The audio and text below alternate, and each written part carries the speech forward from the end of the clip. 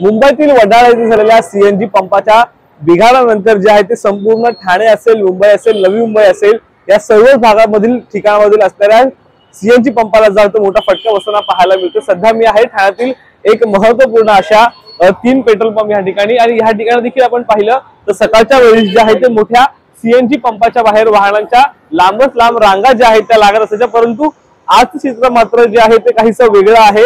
CNG pump जो आहे तो पूर्णपणे ह्या ठिकाणी रिकामा आहे, कारण सीएनजी या ठिकाणी उपलब्ध नसल्याने अनेक गाड्यांनी जो आहे तो सकाळच्या सुमारास यू टर्न मारलेला आहे। तर समोर असलेला दुसरा देखील पेट्रोल पंप आपण त्या ठिकाणी वाहनांची शून्य गर्दी जी आहे ती पाहत आहोत। कुठेतरी मोठा फटका जो आहे तो ठाणे शहरामध्ये देखील सीएनजी उपलब्ध नसल्यामुळे वाहनांना जो आहे तो बसताना दिसून येत आहे।